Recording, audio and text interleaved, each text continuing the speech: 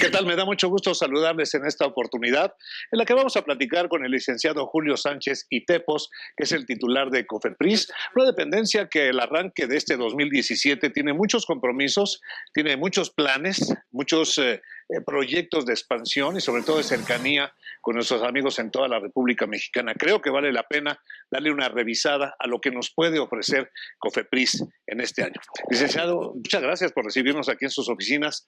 Muy buenas tardes. Muy buenas tardes, Enrique. Me da en verdad un gusto y un honor tenerlos aquí, tenerte aquí.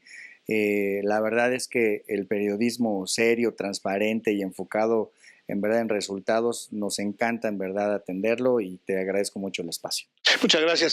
¿Por qué no platicamos de entrada cuáles son los principales proyectos que tiene COFEPRIS?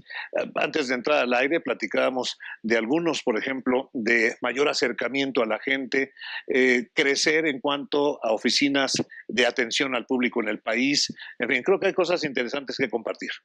Claro que sí, Enrique. Mira, quiero decirte que primero que nada el compromiso de la COFEPRIS es con la salud de la población y esto parece abstracto, pero en detalles te quiero compartir que uno de los ejes principales de la COFEPRIS es que haya suficiencia de medicamentos, dispositivos, insumos en general, cosméticos, los diversos productos que los mexicanos usamos día a día y que tienen que asegurarse la calidad, seguridad y eficacia de estos.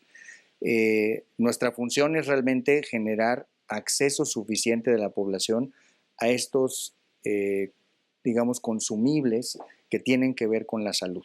Y te voy a poner un ejemplo muy puntual. En los últimos años, durante esta administración, hemos tenido una política farmacéutica que está, pues de manera permanente buscando que haya medicamentos suficientes, genéricos, innovadores, dispositivos médicos que puedan atender la problemática que hoy está sufriendo la población.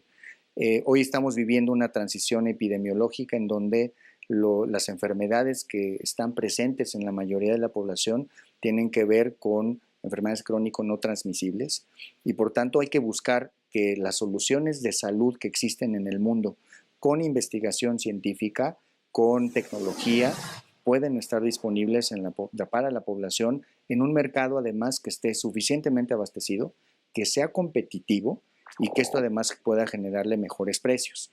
Entonces tenemos políticas muy claras que están en el centro de nuestras prioridades. Esta es la política de liberación de medicamentos genéricos para el ahorro de las familias mexicanas y te quiero compartir unos datos. En genéricos hemos liberado ya en los últimos, en esta administración, alrededor de 500 medicamentos genéricos respecto de 37 sustancias activas. Y déjame ponerlo así mucho más claro. Hace 4 años, respecto de 37 sustancias activas, solamente había una opción de un medicamento. Las patentes se fueron venciendo, hubieron solicitudes de laboratorios que quisieron promover un medicamento genérico con la misma calidad, seguridad y eficacia, y la COFEPRIS fue emitiendo estos registros. Hoy en día, ¿cuál es el resultado? Que en lugar de que solamente haya una opción de esas 37 sustancias, hay 500 opciones.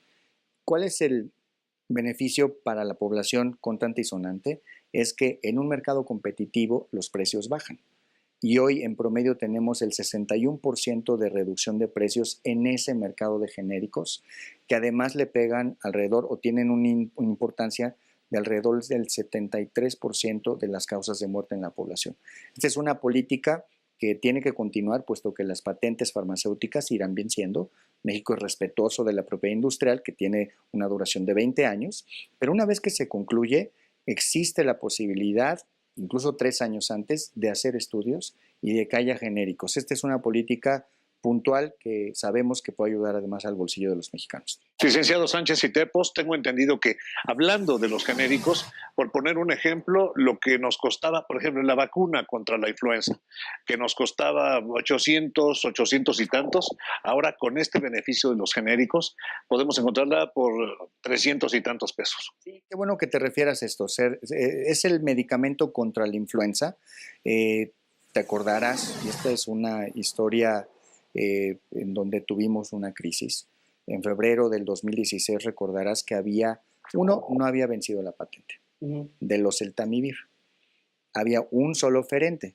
Ese solo oferente además producía no en México, sino en un país europeo. Había que importarlo. Había que importarlo necesariamente.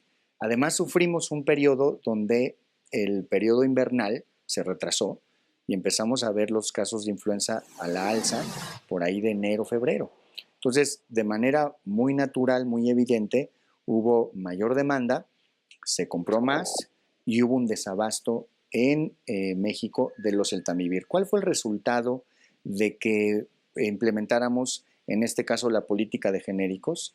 Que en mayo del año pasado, 2016, introdujimos al mercado 3 nuevos medicamentos genéricos respecto de esta sustancia. Y qué bueno que me dijiste este dato, porque más bien este caso, porque es ejemplificativo de lo que ha pasado con las otras 30 y tantas sustancias. De inmediato entraron 3 competidores, donde esos además producen en México. Son 2 laboratorios mexicanos, 1 estadounidense, que lo hacen en nuestro país. La distribución es mucho más rápida, la previsión puede ser incluso mejor porque ya no competimos con otros países que quieren el producto que se hace en Suiza, sino ahora se produce en México. Generamos abasto, suficiencia y el precio, en donde recordarán que en la época incluso más compleja de un precio alto que estaban superior a los 1,000 pesos en los Oseltamivir, hoy lo encontramos en alrededor de 350 pesos en las farmacias y estamos preparados en México para que este abasto sea suficiente para que exista, pues, ante una receta médica, que exista suficiencia de abasto para los pacientes. Comisionado, ¿cuál sería otro ejemplo de medicamentos muy solicitados, muy requeridos por el mercado en México y que han sufrido una baja significativa como el que ya platicamos, el del Oseltamivir? Claro, hay otros productos, por ejemplo, los oncológicos. En oncológicos ha habido una reducción incluso superior al 80% de los precios. Y te puedo dar algunos datos en particular. Mira, quiero mencionarte, por ejemplo, la atorvastatina, que es un medicamento indicado para problemas cardiovasculares. Esta atorvastatina tuvo una reducción del 89% en precio. Costaba un poco superior a los 1,000 pesos y ahora está en alrededor de unos 300 pesos. La dicalutamida en oncología, una reducción del 88%.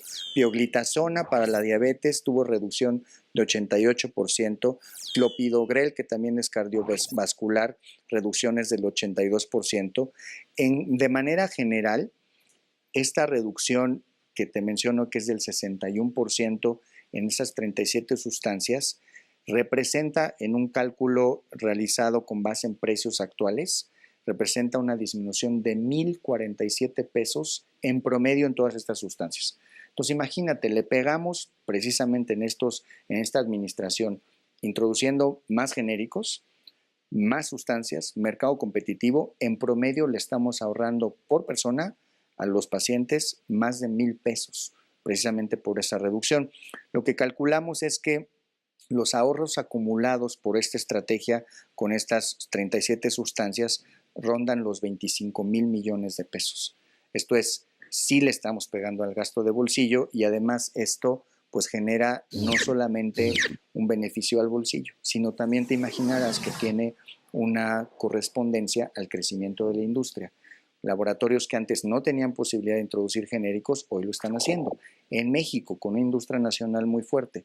Y esto significa que el mercado farmacéutico está creciendo, los precios están bajando, y esto generó que en los últimos 3 años la industria farmacéutica creciera a 2 dígitos, creció casi 13% en los últimos 2 años.